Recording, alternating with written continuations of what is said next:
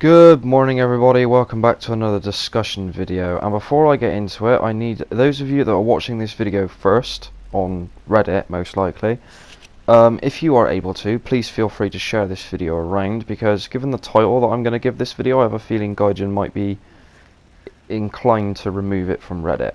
Anyway, with that out of the way, let's crack on. So I'm sure many of you, including myself, sat down this morning as they were getting ready for work and decided to watch the Scottish Koalas video on the FPE and parts debacle that's currently going on. This is not a new thing to the game. No surprise, people have been arguing and complaining about it for quite a while. I'm definitely one of those people. The grind at the start of a new vehicle, especially at top tier, for the parts and FPE is insane.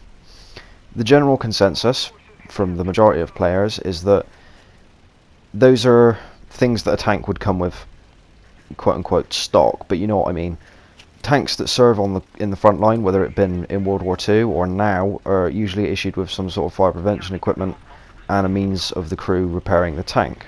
Wrenches, spanners, even nowadays I imagine they probably get the, what are they called? Like the guns that you use to undo bolts on car tires and stuff. They probably get one of those in the toolbox as well. You know, this is not something unusual. Tank crews are expected to maintain their tank in the field when they're not able to get back to base, so they need a toolkit in order to do so. Now, people have been asking Gaijin to remove the research grind for both of these modifications in the past, and generally, although I can't remember exactly what they've said, it generally boils down to no. That's just it. They don't tend to give a reason as to why. Again, not that I can remember, they may well have done, but whatever it was, I can assure you that the reason they gave was complete crap. Again, the general consensus amongst most people is that they refuse to remove it because it's one of the ways they make money. People jump in the game and suddenly realise they have to grind out parts and modifications. They may not do it at lower tiers because it doesn't take that long, maybe a match or two. But at top tier, believe me, it takes a while. And if you're somebody who can't be bothered to... If you're somebody who doesn't have the time to sit and play the game a lot, like I now do, you may feel inclined to give Gaijin a little bit of money in order to get the repairs and fire prevention equipment modifications for your tank, just to make life a little bit easier. Not having these parts and modifications, parts and fire prevention equipment modifications for your tank affects the way people tend to play them. They tend to be a lot more careful. They tend to sit at the back of the map, snipe. They might push up a flank, but they definitely are not going to go into a capture zone because they know that's where the majority of enemy players are going to be. Of course, this is a generalisation. I do that because in my head, I know that it is more worth my while getting into a cap zone and capturing it, especially if I do it on my own. You get a hell of a lot of XP and credits from doing so, and if you're doing it in a tank that maybe has a talisman on it, like my T64A I'm driving here does, you do get a decent amount of experience from doing so. So that does add quite a lot toward the FPE and repair modifications. Although I'm, I'm one of the people who actually pays for premium and stuff. So don't get me wrong. Recently, I probably would think twice about doing it, but at the time, Tier 6 had just come out, and I was really, really, really looking forward to driving quote-unquote modern main battle tanks. So I jumped in there like there was no tomorrow. Nowadays, I might be a little bit more reserved about doing so. So what are people recommending Gaijin do in order to fix this? Well, this is assuming that Gaijin are willing to let go of our wallets for a short period of time. Excuse me. This is, assuming that they're willing to let go of our wallets for a short period of time. We may want Gaijin to give us a minimum of one repair, so the ability to repair our tank once, and one FPE, one fire extinguisher. If you survive getting hit, you get set on fire, you kill the guy that sets you on fire, you repair yourself, put out the fire, you then can, if you get damaged again, you then have to drive to a capture zone to repair and put out the fire. You wouldn't get there if you're on fire, but you see what I'm saying. I personally, I think, would much rather just see them get rid of it entirely. I know that they won't do that. In the past, I have thought that maybe doing it in a more World of Tanks way, and before you all go apeshit and comment in the video, let me stop you right there for a moment. If they were to allow us to spend maybe 5,000, and this would be maximum, okay? 5,000 lions on a repair kit, just one, you can only buy one, right, until you've got the modification. One repair kit and one fire extinguisher. So 10,000 for top tier tank, right? Top tier, okay? That's not a lot of lions. Now, in my head, when I think about this, I think that that kind of gives Gaijin a little bit as well, because let's face it, there may be some people out there who are running their top tier tanks so much that they do run out of lions occasionally. I've done it in the past.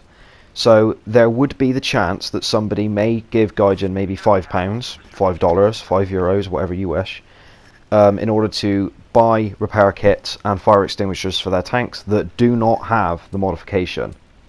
Okay?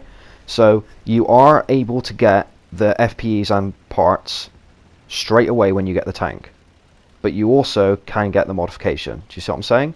So rather than you getting given it, you pay 5,000 lions to have it. Now, as I said, before you all rage in the comments at me, which is perfectly understandable, I may not be putting this across correctly. The way I see it, this gives a little bit to Gaijin and a little bit to us. It's a meet in the middle scenario. Rather than us expecting them to give us an FPE and the ability to repair once, straight off the bat, without us having to give them anything in return. Like, in my head, it seems like a good idea. Let me know what you think in the comments. Don't get me wrong, I am not saying that Gaijin shouldn't give us them for free. I mean, if they did, fantastic. This is me being a little bit lenient, okay? I would love for them to just say, okay, here's a repair kit and here's a fire extinguisher to get you started. I would be absolutely fine with that. As I said, this is just me being a little bit lenient. If you disagree, tell me why in the comments. I'd be more than happy to hear it. As I've said, for all of my discussion videos, I'm more than happy to hear a criticism so long as it's constructive. You know, if you don't just say, Red, you're an idiot, you know, that doesn't help anybody. That just makes you look like a twat. So, don't do it, yeah? Other people have suggested, as I said, they get rid of it entirely. Some people have suggested they give you a fire extinguisher and the ability to repair once. I think that was the Scottish Koala's idea. It might have been Fly Daily's idea. So, for those of you that have gotten to this point in the video, we're 7 minutes in, you're probably wondering, why is a small YouTuber covering something that two much bigger YouTubers have already covered? That's quite simple. If we want Gaijin to do anything about this, we as content creators, those of us who run a YouTube channel, no matter how big or small, have a responsibility to speak on the behalf of you guys. My channel may only have 480 subscribers, and thank you to all of you, by the way, but I feel like I have a responsibility to speak on the behalf of you guys to Gaijin. And the way I do that is I make these videos, I put them on Reddit, I put them in different people's Discord servers, and I get the word out there.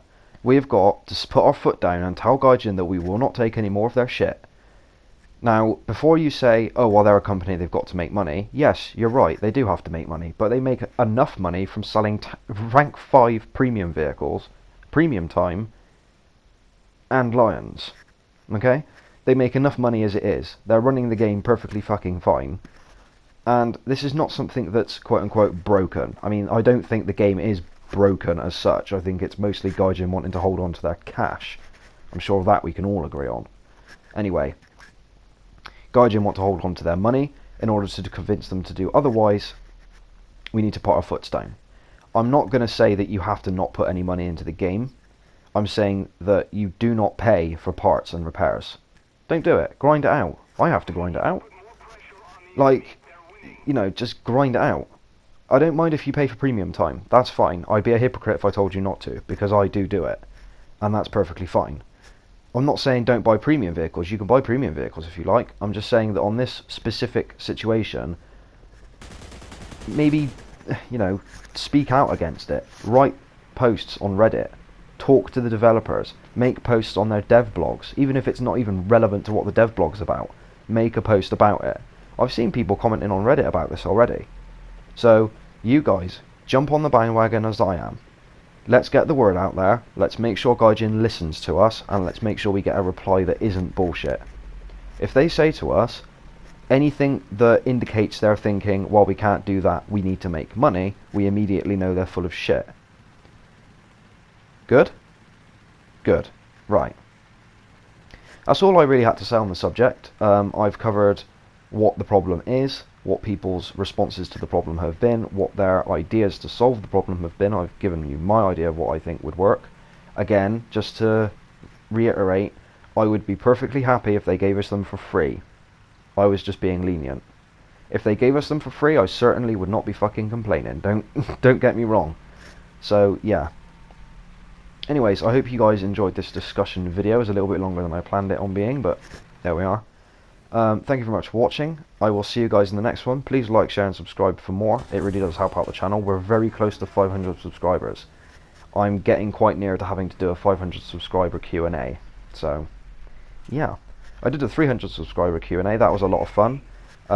Hopefully, now that there will be 200 more of you looking at these videos, with any luck, there will be more people to ask me questions. So, yeah. Thank you very much for watching, and I will see you guys in the next one.